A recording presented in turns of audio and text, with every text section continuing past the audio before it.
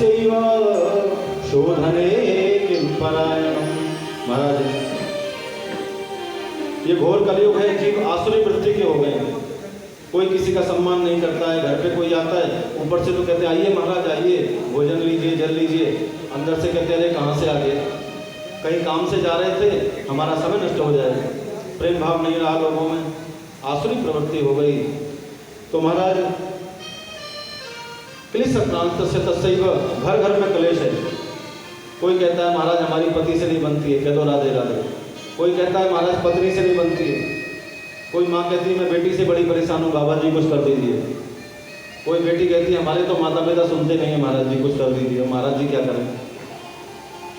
कोई कहते हैं महाराज हम अपने पड़ोसियों से बड़े परेशान हैं। कुछ लोग आते हैं महाराज हम तो अपने एक आदमी से बड़े परेशान हैं, शराब पी के रोज दंगा करता है हमारे इलाके में, क्या किया जाए, क्षेत्र में बड़ी अशांति है। तो कहीं समाज से आदमी परेशान है, कहीं आदमी से समाज परेशान है।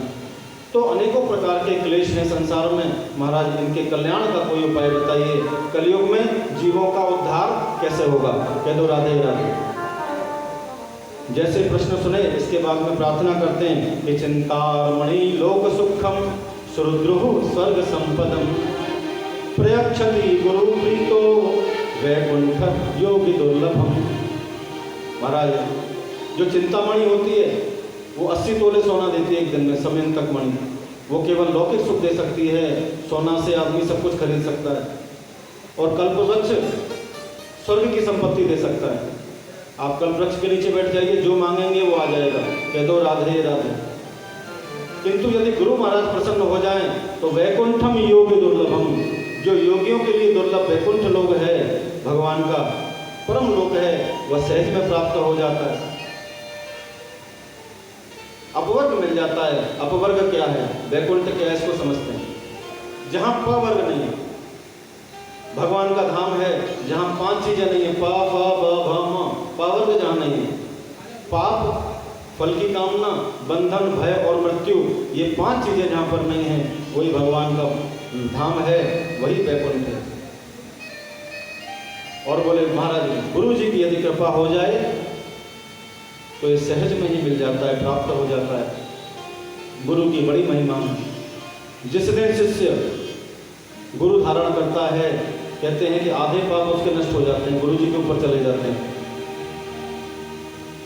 और गुरु का मंत्र लेकर के यदि उसका जाप किया जाए, अपना अनुभव बताते हैं आपको, 11 माला गुरु मंत्र की आप जाप कीजिए तो जीवन की सारी विपत्तियां दूर हो जाएंगी।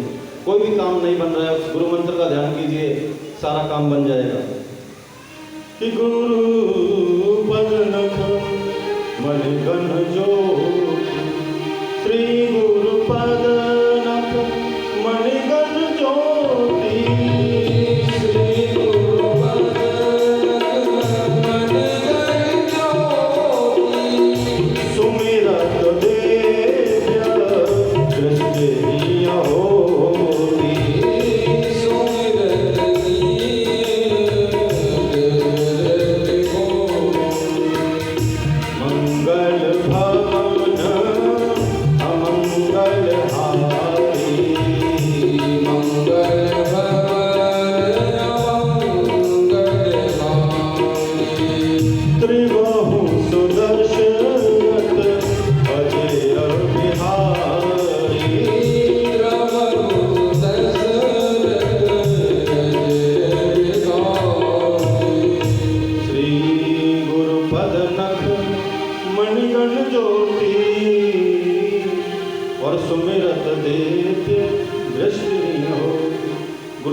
चरणों का ध्यान करने मात्र से और महाराज दिव्य दृष्टि प्राप्त हो जाती है। बोले सद्गुरुदेव भगवान की जय।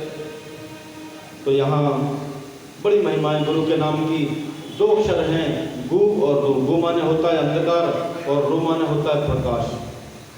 तो जो ज्ञान रूपी अंधकार से और महाराज ज्ञान रूपी प्रकाश की ओर ले जाते हैं, ऐसे परम सद्गुरुदेव गुरु महाराज के चरणों में हम कोटि कोटि वंदन करते हैं, पादाभिवंदन करते हैं। जीवन में गुरु का होना बड़ा आवश्यक है। गुरु धारण करना चाहिए, उनके सिद्धांतों पर, शिक्षाओं पर चलना चाहिए। बड़ी सुंदर एक बोध कथा याद आती है, जोर से जयकारा लगाएंगे फिर गुरु महाराज की महिमा में आगे बढ़ते हैं। बोली बाल कृष्ण लाल की। महाराज बड़ी सुंदर कथा। किसी नगर में एक संत जी कथा करते थे, तो जब वो कथा करते थे तो एक दोहा बोलते थे कि राम भजन से बंधन टूटे। और वहां पिंजरे में एक मैना टंगी हुई थी, तुरंत बोलती थी वृथा बको तुम पंडित झूठे। पंडित जी कथा करते, मैना कहती बेकार झूठ बोलते। कथा करते उन्होंने सोचा अरे पक्षी है, पक्षी पर क्या ध्यान देना, जाने दीजिए मूर्ख है। अब तो कथा करते करते 10 साल हो गए, रोज राम भजन से बंधन टूटे और मैना कहे वृथा बको पंडित झूठे। एक दिन एक संत जी आए, वहां पर राम कथा शुरू हो गई। राम भजन से बंधन टूटे। मैना तुरंत बोली वृथा बको तुम पंडित झूठे, झूठ बोलते हो। पंडित जी से पूछा है मैंने ऐसा क्यों बोलती? महाराज खुद ही पूछ लीजिए, मेरी तो समझ में आ नहीं रहा है, 10 साल हो गए। अच्छा जी। संत जी गए मैना के पास, बोले मैना तू ऐसा क्यों बोलती है? बोले महाराज जी ये बताइए, ये कहते हैं कि राम भजन से बंधन टूटे, मैं तो राम राम 10 साल से करती हूँ पिंजरे में, मेरा बंधन क्यों नहीं टूटा? संत ने कहा, बोले हे मैना अभी तक आपने गुरु नहीं बनाया। कहते हैं ना कि जब गुरु के मुख से आप मंत्र लेते हैं भगवान का, राम का, कृष्ण का, उसका जप करते हैं तो उसकी पावर 1000 गुना बढ़ जाती है। कह दो राधे राधे। मैना ने कहा महाराज जी और तो कोई गुरु नहीं, आप ही गुरु बन जाइए। मैना को संत जी ने गुरु मंत्र दिया और प्राणायाम सिखा दिया। बोले कल एक काम करना, प्राणायाम करना, ऐसा करना कि तुम मर गई हो। घर वालों ने देखा मैना के हाथ पर उल्टे हो गए, श्वास रोक लिया मैना ने, संत की कृपा से प्राणायाम सीख लिया। बोलो संत भगवान की। हाथ पैर उल्टे हो गए, मैना मर गई, उठाया, घर वालों ने बाहर फेंक दिया और मैना उड़ करके जहाँ कथा होती थी मंदिर के ऊपर बैठ गई। तो महाराज पंडित जी ने फिर शुरू की राम कथा कि राम भजन से बंधन टूटे।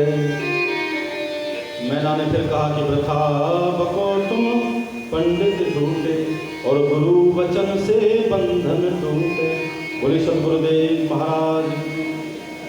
तो महाराज संत का प्रसाद, गुरु का प्रसाद रूपी जो भगवान का नाम है उसकी महिमा अपरंपार है।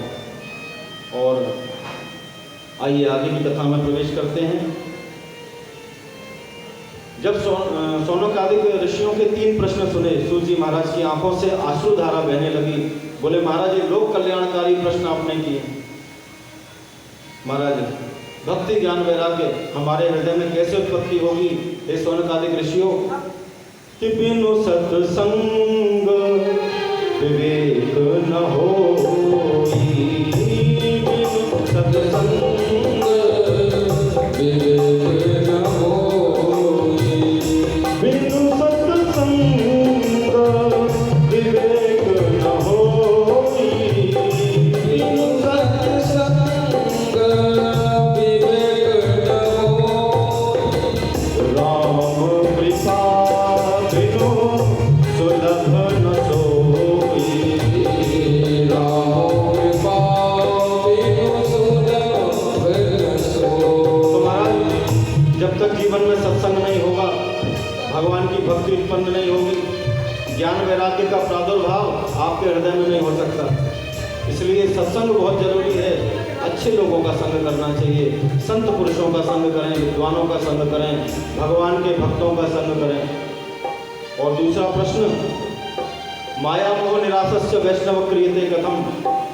संसार की मोह माया से वैष्णव लोग कैसे पीछा छुड़ाते हैं? जब जीव गर्भ में होता है तो भगवान का स्मरण करता है कि हे प्रभु, गर्भ स्तुति आती है पूरी भागवत जी में, पूरा 9 महीने तक स्तुति करता है, हे प्रभु ये भी नरक के समान है, पल पल बहुत पीड़ा होती है, जलन होती है गर्भ में माता के। तब वह स्मरण करता है कि एक बार बाहर निकालिए तो मैं आपको याद करूंगा, हे परमात्मा, आपके नामों का, आपके गुणानुवादों का मैं गुणगान करूंगा। लेकिन जैसे ही वो माता के गर्भ से बाहर आता है और संसार की हवा लगती है, संसार की जो माया है, नरक मरीचिका है, जैसे उसमें पड़ता है तो सब कुछ भूल जाता है। कि सो माया बस भयहु गुसाई, सो माया बस भयहु गुसाई, सो माया बस भयहु गुसाई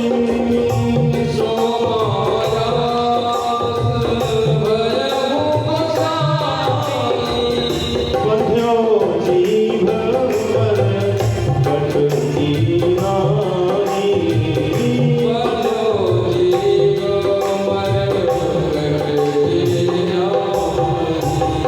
जैसे ही संसार में आते हैं, ये मेरी माँ है, ये मेरे पिता हैं, ये मेरे चाचा हैं, ये चाची हैं, महाराज ये मेरा परिवार है, ये मेरा समाज है, तो जीव संसारिक बंधनों में जकड़ जाता है।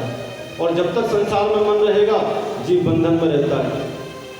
संसार से मन हटने पर मुक्त होता है और परम आनंद की प्राप्ति होती है। संसार से हट करके जब परमात्मा को सानिध्य में जीव आता है, तो महाराज यहाँ पर जब बालक देखता है संसार में आता है तो परमात्मा को भूल जाता है और संसार की मोह माया में लिप्त हो जाता है और इस संसार का अनुभव करता है, क्योंकि जब तक अविद्या के प्रभाव में नहीं आएगा तब तक संसार का अनुभव नहीं होगा।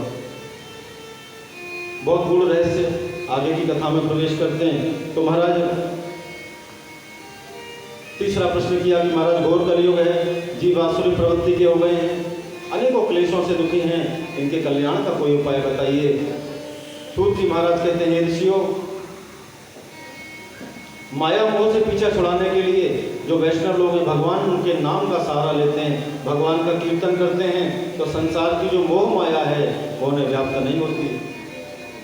और महाराज बड़ी सुंदर बात कही कि काल व्याल मुखग्रास त्रास निर्णास हेतवे श्रीमद् भागवतम शास्त्रम कलौ कीरेण भाषितम। हम सब एक सर्प के मुंह में बैठे हुए हैं, अजगर के मुख में, कोई पता नहीं है कब मृत्यु आ जाएगी। अजगर के मुंह में हम बैठे हैं, कब अजगर मुख बंद कर लेगा, ये काल रूपी अजगर जो है ये सर्प कब मुख बंद कर लेगा और हमारा प्राणांत हो जाएगा, कोई पता नहीं। क्षण भंगुर जीवन की कलिका कल प्रात को जान खिली न खिली, मलयागिर की सुत शीतल मंद समीर सुगंध चली न चली, कलिकाल को ठार लिए फिरता तन नम्र से चोट झिली न झिली, भजले हरि नाम अरी रसना के तुअंत समय पहली नहीं। कुछ लोग कहते हैं, अरे पंडित जी क्या होगा भजन करके, अभी तो महाराज आनंद लेने के दिन हैं, अभी तो युवावस्था है, जवानी है, बचपन है। अरे महाराज जी अभी से क्या बताते हैं, बुढ़ापे में भजन करेंगे, कह दो राधे राधे। एक बार फोगलाश्रम में कथा हो रही थी, कथा करके बाहर निकले वृंदावन में, एक भगत जी चाय पी रहे थे। बोले क्या महाराज 3 घंटे में ये सुनता हूँ भगवान का भजन करो भगवान का। अरे अभी तो 30 साल की आयु है, 30-32 साल का हूँ, अभी तो आनंद लूँगा, भजन करूँगा तो आनंद कौन लेगा। संसार में इतने अच्छे अच्छे जगह हैं घूमने की, वहाँ घूमूंगा, आनंद लूँगा, हवाई यात्राएँ करूँगा, विदेशों में जाऊँगा, क्या करना भजन करके, बुढ़ापे में करूँगा भजन। हमने कहा भैया जिसने जवानी में भजन नहीं किया, बचपन में भजन नहीं किया, जवानी में भजन नहीं किया, वो बुढ़ापे में भी नहीं कर पाएगा, कन्फर्म। कह दो राधे राधे। क्यों? मैंने कहा महाराज जी क्यों की बात ये है, उसका उत्तर ये है कि जब बुढ़ापा आएगा आपके दांत गिर जाएंगे तो सारी हवा निकल जाएगी, कुछ बोल ही नहीं पाओगे और जीभ जो है ये बाहर आ जाएगी, बोलोगे राम तो निकलेगा हम। कह दो राधे राधे। कुछ समझ में नहीं आएगा क्या बोल रहे हैं, क्या हो रहा है। प्राण प्रयाण समय कफ बात वित्तौ, और जब अंत समय आएगा तो आपका कंठ अवरुद्ध हो जाएगा। यमदूत फांसी का फंदा डालते हैं, सारा कंठ बंद हो जाता है। जन्म जन्म मुनि जतन कराई, अंतराम कहीं आवत नहीं। ये ऋषि मुनि लोग उल्टे लटक लटक के हजारों वर्षों तक तपस्या किए करते थे, लेकिन जब मरते थे तो भगवान का नाम मुख पर नहीं आता, क्योंकि यमदूत आते हैं और फंदा मुंह में डाल देते हैं। तो कंठावरोधन विधो स्मरण को तस्ते, कंठ अवरुद्ध हो जाता है। जिसने पहले भजन कर लिया वो काम आएगा, एंड टाइम पे कुछ नहीं होता है। कह दो राधे राधे।